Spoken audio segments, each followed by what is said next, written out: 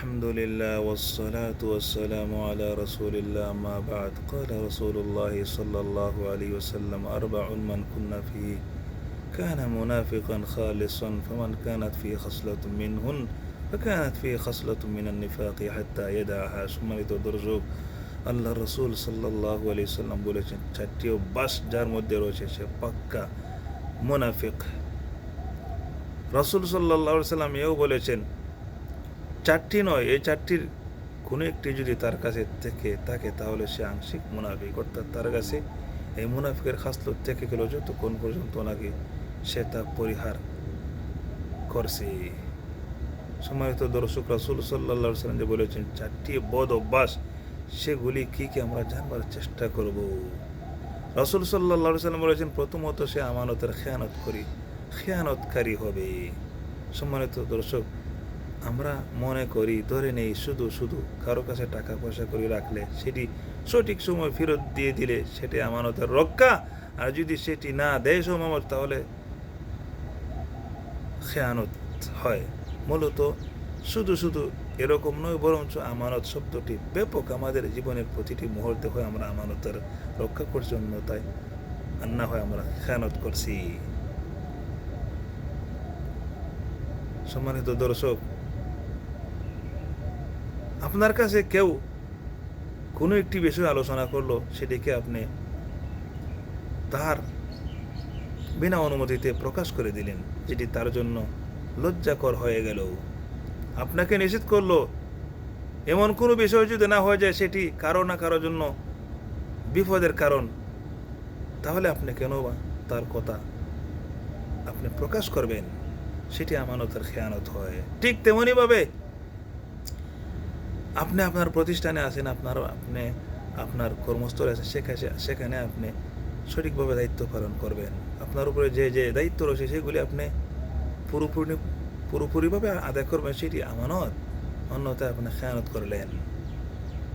আমাদের চক্ষু, আমাদের বিবেক, বুদ্ধি, জ্ঞান সবগুলি আল্লাহর দেওয়া আমানত। সবগুলির প্রত্যেকটির সঠিক ব্যবহার আমাদেরকে করতে হবে। আমাকে আপনাকে আল্লাহ জ্ঞান দিয়েছেন, সেই জ্ঞান এই চতুর্চালাকি বুদ্ধিমত্তাতে আমরা যদি কাউকে ঠকাতে যাই সেটি আমাদের দ্বারা খেয়ানত হবে। আপনি কারো কোনো একটি বিষয় মীমাংসা করতে যেয়ে যদি আপনি রাইট লেফট করেন, কারো না কারো পক্ষপাতিত্ব করেন, তাহলে সেটি আপনি খেয়ানত করলেন। অর্থাৎ আমাদের জীবনের প্রতিটি মুহূর্তে হয় আমরা এই অপরাধে কেউ না কেউ জড়িয়ে থাকেন। আল্লাহ আমাদের সকলকে হেফাজত করুন। আল্লাহ তাআলা বলছেন ওয়াইদা হাকামতুম বাইনান নাস আন তাহকুমু বিল আদল ইন্নাল্লাহা নি'মা ইয়াইদুকুম বিহ। তোমরা যখন কারো কোনো বিষয় মীমাংসা করতে যায়, কোনো একটি ঝগড়া বিবাদ মেটাতে যায়, তোমরা যখন কোনো একটি তোমাদের অবস্থানটা যখন এরকম হবে, তাহলে তোমরা অবশ্যই সেখানে ন্যায়ের উপরে থাকবে, ন্যায্য অধিকার প্রত্যেককে দিয়ে দিবে, তোমরা সঠিক বিচার করবে।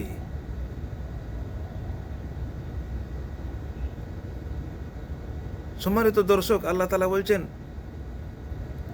ইন্নাল্লাহা নি'মা ইয়াইদুকুম বিহ ইন্নাল্লাহা কানা সামিআন। তোমাদেরকে তোমার রব, আল্লাহ তাআলা বলছেন তোমার রব তোমাদেরকে উত্তম উপদেশ দিচ্ছেন এই মর্মে যে তোমরা সঠিক বিচার করবে। আল্লাহ সব কিছু জানেন এবং দেখেন শুনেন। যে আমানতের খেয়ানত করেছে তাকেও আল্লাহ তাআলা দেখেন শুনেন, যে রক্ষা করেছে সেও আল্লাহ তাআলা দেখেন শুনেন। আমাদের কারো উচিত নয় আমাদের নিজের উপর নিজেরা জুলুম করা, নিজেদের বরবাদি নিজেরা করা, অন্যের বরবাদি আমাদের নফসের বশীভূত হয়ে অনিয়ম করা, কারো না কারো পক্ষপাতিত্ব করে কারো না কারো অধিকার নষ্ট করা, সেটি মূলত আমাদের নিজেদের ধ্বংসের কারণ হয়ে দাঁড়াবে। এটি আমাদের জন্য বিপদ নিয়ে আসবে। সম্মানিত দর্শক, রাসূল সাল্লাল্লাহু আলাইহি ওয়াসাল্লাম দ্বিতীয় পয়েন্ট যেটি বলেছেন সেটি হলো, রাসূল বলেছেন যে ইদা হাদ্দাসা কাযাবা, সে মিথ্যাকারী হয়, সে অহরহ মিথ্যা কথা বলে। মিথ্যা বলার জন্য তার কাছে কোনো পাপই নয়। অথচ রাসূল সাল্লাল্লাহু আলাইহি ওয়াসাল্লাম বলেছেন ওয়া ইয়াকুম আল কাযিব ওয়াল কাযিবা ইয়াহদি ইলাল ফুজুর। তোমরা মিথ্যা থেকে বেঁচে থাকো, মিথ্যা থেকে তোমরা মিথ্যা পরিহার করো, মিথ্যার উপরে তোমাদের অবস্থানটা যেন কোনোভাবে হয় না। এই মিথ্যাবাদিতা, এই মিথ্যাচারিতা, এই মিথ্যাচার তোমাদেরকে পাপের দিকে অগ্রসর করবে। সর্বশেষ এই পাপ, এই মন্দ কাজ তোমাদেরকে জাহান্নামে নিয়ে যাবে। কোনো মুমিনের উচিত না মিথ্যার উপর অবস্থান করা। আমরা জানি একটি মিথ্যাকে দামাচাপা দেওয়ার জন্য 100টি মিথ্যা কথা বলতে হয়, তারপরও তার ইতি ঘটে না। এও আমরা জানি মিথ্যার উপরে মানুষ যুগ যুগ পার করে ফেলছে, মানুষ খবরে পর্যন্ত চলে গেছে, এভাবে মিথ্যার উপর অবস্থান করে। আল্লাহ তাআলা আমাদের সকলকে হেফাজত করুন। সম্মানিত দর্শক, রাসূল সাল্লাল্লাহু আলাইহি ওয়াসাল্লাম 3 নম্বরে যে পয়েন্টটি বলেন সেটি হলো ইদা খাসামা ফাজার।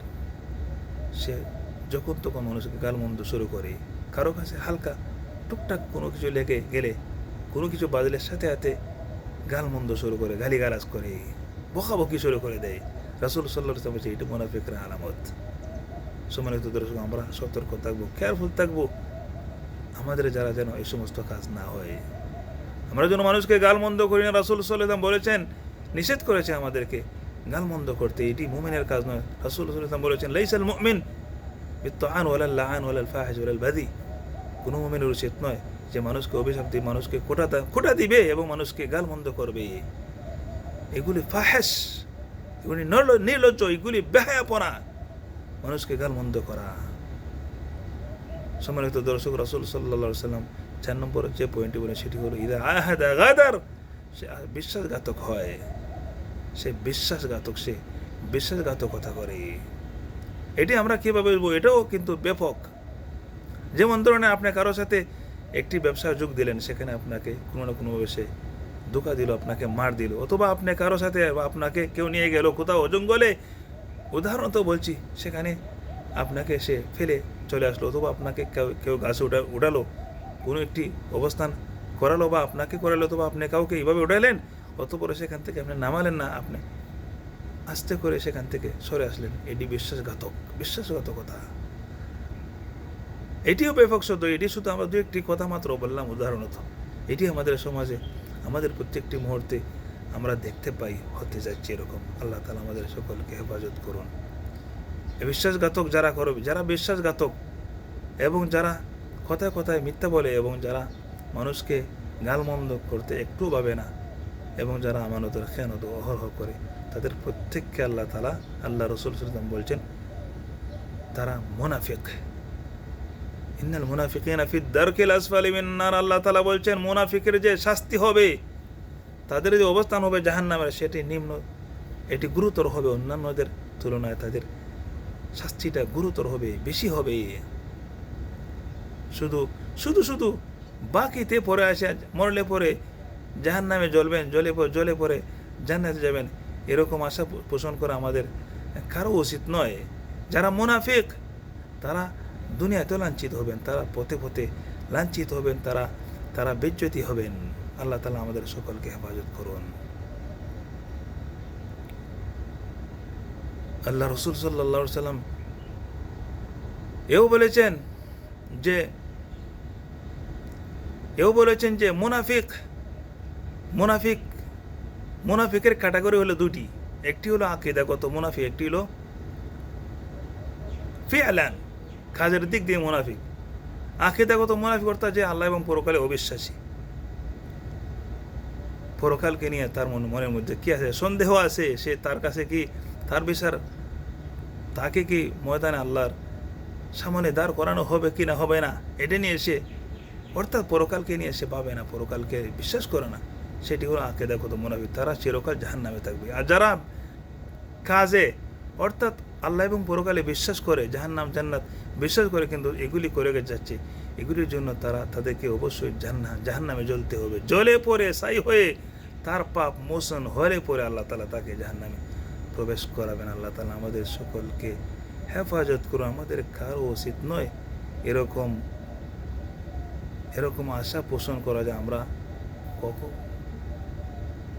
একবার হলেও তো জান্নাতে যাব, জ্বলে পড়ে কিছু শাস্তি, কিছু কষ্ট, শাস্তি ভোগ করে হলে তো আল্লাহ আমাকে জান্নাত থেকে মুক্তি দেবেন, এরকম পোষণ করা এটি সাধারণ কোনো কিছু নয়, দুনিয়ার কোনো আগুন নয়, দুনিয়ার কোনো শাস্তি সেই শাস্তির তুলনা দুনিয়ার কোনো শাস্তি নয়। আল্লাহ তাআলা বলেছেন ওয়ালা নুযিকান্নাহুম মিনাল আযাবিল আদনা দুনাল আযাবিল আকবারি লাআল্লাহুম ইয়ারজিউন। আমরা যে শাস্তি, আমরা যে পেরেশানি, আমরা মাঝে মসজিদে আমরা শাস্তির সম্মুখীন হই, আমরা যে বিপদের সম্মুখীন হই, রৌদ্র বলেন, ঠান্ডা বলেন, এরপরে কষ্ট বলেন, বেমার বলেন, জেল বলেন, জরিমানা বলেন, এগুলি যে আমরা অনুভব করি সেগুলি পরকালের শাস্তির নমুনা মাত্র, নমুনা মাত্র। অর্থাৎ সেটির তুলনায় এটি কোনো শাস্তি নয়। আল্লাহ তাআলা আমাদেরকে এভাবে বিপদ আপদ দেন আমরা তাদাব্বুর করার জন্য, আমরা বোঝার জন্য, আমরা ফিকির করার জন্য। কে বলতে পারবেন বিপদের সম্মুখীন হচ্ছেন না? কে বলতে পারবেন জীবনে কোনো বিপদে হয় না? কে বলতে পারবেন জীবনে কোনোদিন পেরেশানি তা আপনি পড়েন নাই? কে বলতে পারবেন সে কথা? এই পৃথিবীতে, এই দুনিয়াতে যাই হোক, আমরা সকলেই চেষ্টা করবো আল্লাহ তাআলা আমাদেরকে এ সমস্ত আমরা সকলেই চেষ্টা করবো এই সমস্ত অপরাধ হতে আমরা নিজেকে নিজে মুক্ত রাখার জন্য। আল্লাহ তাআলা আমাদের সকলকে হেফাজত করুন, কবুল করুন। ওয়া সাল্লাল্লাহু আলা নবিয়িনা মুহাম্মদ ওয়া আলা আলিহি ওয়া সাহবিহি সাল্লামা তাসলিমান কাসীরা।